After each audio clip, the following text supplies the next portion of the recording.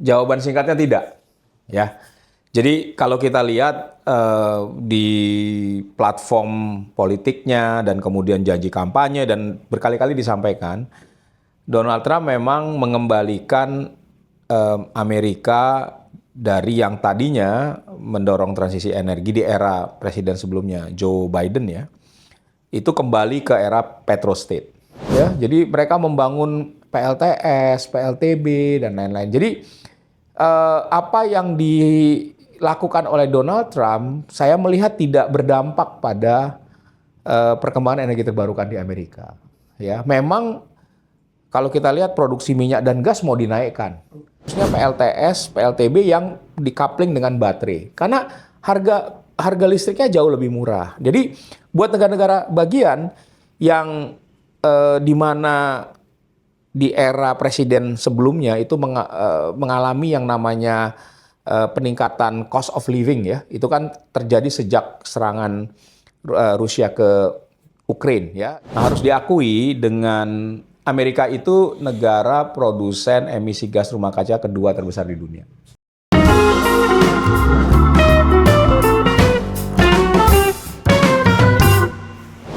Perang di Timur Tengah mengingatkan negara-negara di dunia untuk kembali mempercepat pengembangan energi terbarukan.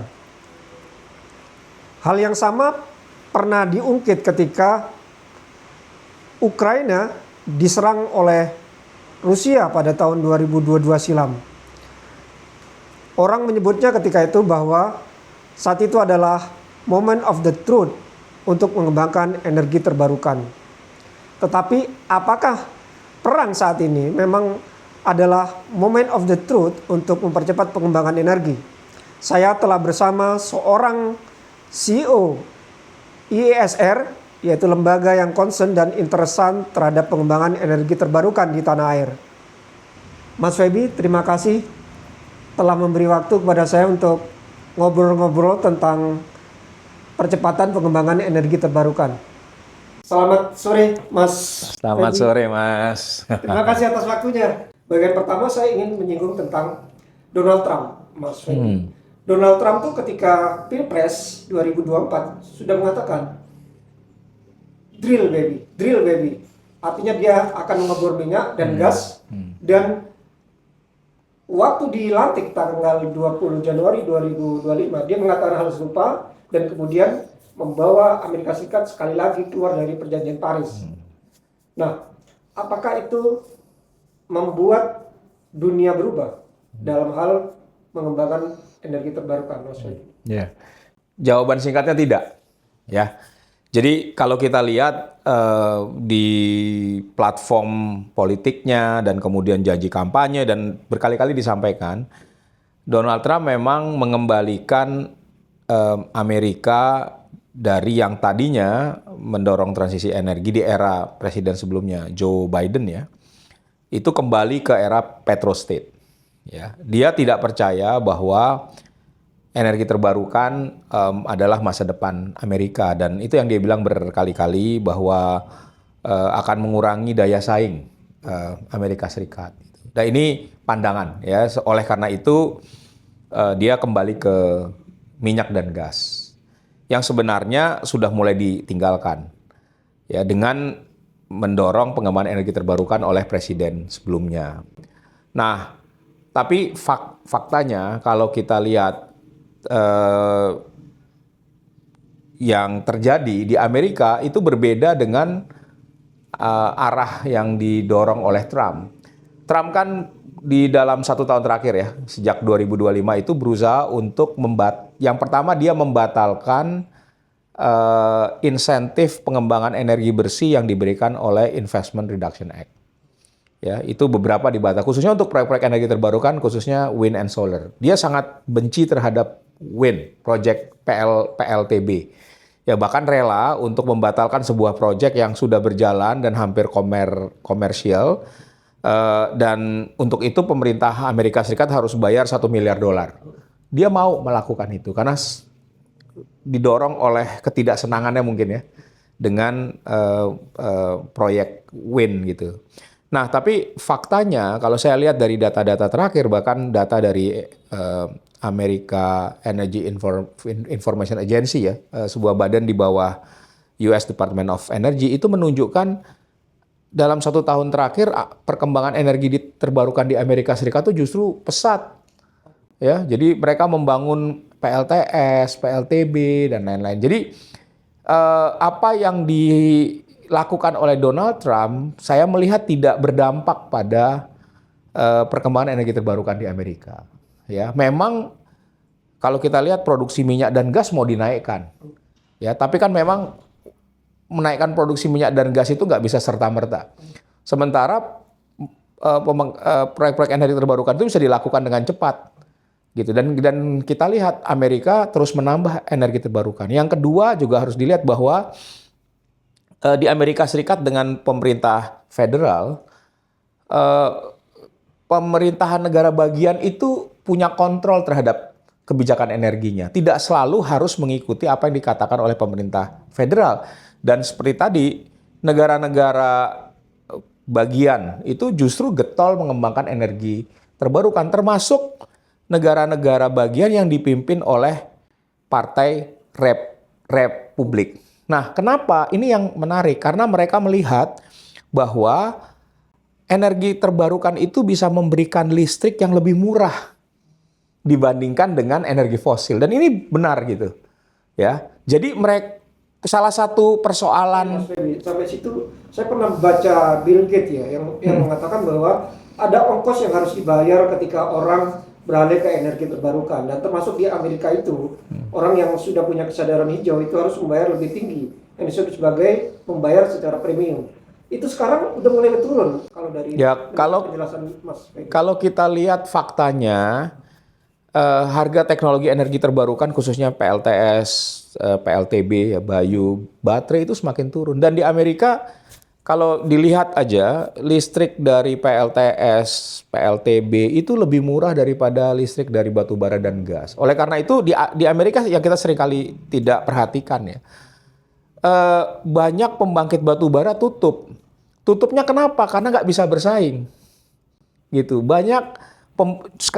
Kemudian gas. Nah, sekarang gas juga di beberapa negara bagian mulai mendapatkan saingan dari pembangkit energi terbarukan, khususnya PLTS, PLTB yang dikapling dengan baterai. Karena harga listriknya jauh lebih murah. Jadi buat negara-negara bagian yang di mana di era presiden sebelumnya itu mengalami yang namanya peningkatan cost of living ya, itu kan terjadi sejak serangan Rusia ke Ukraina ya, yang kemudian menyebabkan harga energi fosil itu naik ya, kemudian memicu inflasi, disruption supply chain dan lain-lain, sehingga membuat di banyak negara biaya hidup tuh naik. Dan di Amerika itu isunya ketika terjadi pemilihan presiden ya, dan Donald Trump menjanjikan biaya hidup yang lebih rendah lah, walaupun itu tidak kejadian sampai sekarang ya. Kalau kita lihat inflasinya tinggi, biaya hidupnya tetap tinggi dan lain-lain, dan itu membuat publik Amerika marah juga sebenarnya. Tapi faktanya bahwa di negara-negara bagian di mana pemimpinnya dari Partai Republik terus mengembangkan energi terbarukan, ini menunjukkan bahwa ada logika ekonomi yang berjalan gitu. Nah, tidak saja itu, kalau kita lihat terjadi di Amerika Serikat karena proyek-proyek energi terbarukan itu menyediakan lapangan kerja. Dan ini isu yang penting kalau buat warga Amerika. Jadi listrik yang murah, lapangan kerja, dan bahkan kalau kita lihat efek dari Inflation Reduction Act itu kan sebenarnya upaya untuk mengakselerasi penguasaan teknologi energi terbarukan di Amerika yang selama ini tertinggal dari Tiongkok. Gitu. Dan kita lihat kebanyakan investasi-investasi itu terjadi di negara-negara yang bisa dibilang pemimpin atau didominasi oleh Partai Republik ya. Nah, jadi mereka juga melihat itu ketika ada pabrik muncul ya, ada penyerapan tenaga kerja. Jadi orang lokal sangat senang dengan itu. Jadi agak berbeda. Nah, sementara Amerika Serikat memang benar menaikkan produksi minyak dan gas. Hari ini kalau dilihat Amerika itu produsen minyak terbesar di dunia. 20 juta barrel per hari, jauh di atas Arab Saudi, jauh di atas Rusia. Ya, jadi memang shale revolution di Amerika tuh real gitu. Produksi minyak naik, gas naik, sehingga mereka sekarang punya kepentingan apa? Menjual kelebihan produksinya itu ke negara-negara lain. Nah, jadi kalau kita lihat kondisi hari ini misalnya terjadi perang, ada kelangkaan, yang diuntungkan siapa sih? Yang diuntungkan tuh industri minyak dan gas Amerika Serikat yang bisa mengekspor minyak dan gas dengan harga tinggi gitu. Jadi kita mungkin bisa lihat logika korelasinya gitu ya. Iya, Mas Feby, selama ini kan Amerika menjadi pemimpin dunia ya, leader dalam banyak hal gitu. Nah, ketika Amerika keluar dari perjanjian Paris yang memang kontras antara Trump dengan Joe Biden, apakah kita masih bisa berharap terhadap perjanjian Paris dan siapa yang menjadi leadernya? Apakah itu Tiongkok atau Cina atau siapa yang membuat dunia ini bergerak ke arah ya kita mau menurunkan suhu bumi 1,5 derajat Celcius dan nggak lebih tinggi dari itu? Ya, jadi keluarnya Amerika dari perjanjian Paris itu bukan kali yang pertama ya. Di era Donald Trump pertama dia sudah keluar, kemudian di Joe Biden masuk lagi, terus keluar lagi. Nah, harus diakui dengan Amerika itu negara produsen emisi gas rumah kaca kedua terbesar di dunia. Setelah Cina. Ya, setelah Cina. Dan juga historical emission-nya besar sekali, ya. Nah, harus diakui dengan keluarnya Amerika Serikat yang adalah negara pengemisi kedua terbesar di dunia, mencapai apa yang dicita-citakan oleh perjanjian Paris itu, persetujuan Paris itu tidak mudah. Karena perjanjian Paris itu kan pada dasarnya ingin membatasi kenaikan temperatur global di bawah 2 derajat dan berusaha mencapai 1,5 derajat. Nah, yang menyebabkan kenaikan temperatur itu adalah negara-negara maju dan juga negara-negara emerging economy yang bergabung di blok G20. Jadi negara-negara G20 itu berkontribusi terhadap 3/4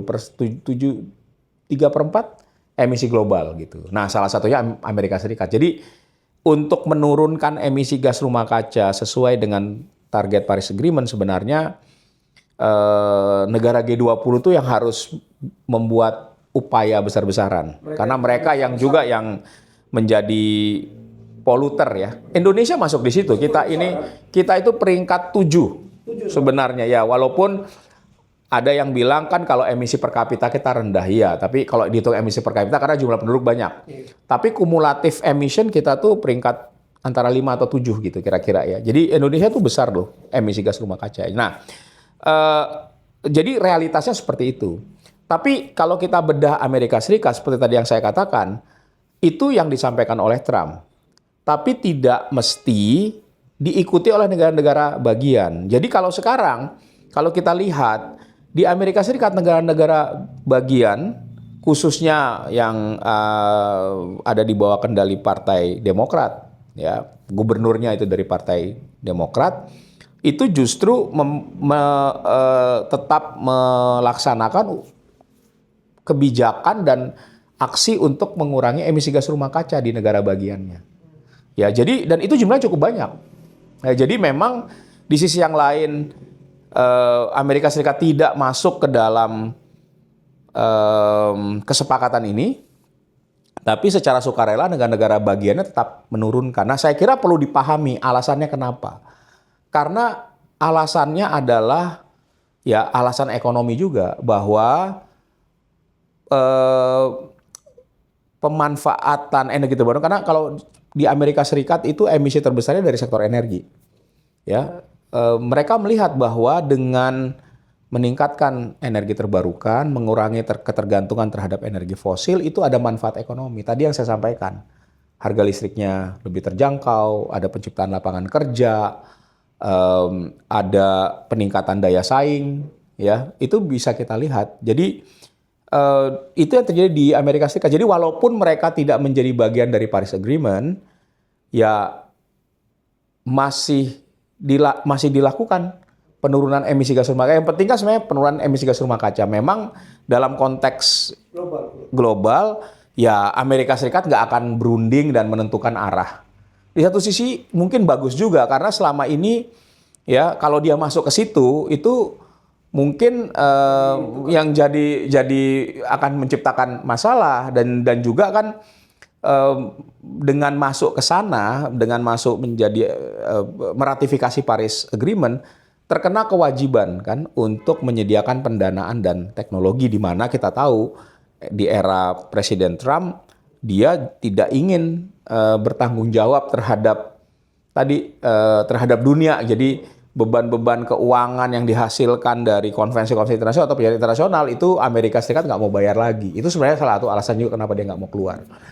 Tapi kan di sini berarti membuka kesempatan bagi negara-negara lain untuk menjadi pemimpin. Nah, sekarang kita lihat negara-negara itu siapa? Ya, sebenarnya kalau kita lihat itu negara-negara seperti Tiongkok, ya selain pengemisi nomor 1, ya dan negara-negara emerging economy yang lain, sebenarnya Brazil, India, Indonesia, itu sebenarnya yang bisa untuk menggantikan kepemimpinan Amerika Serikat.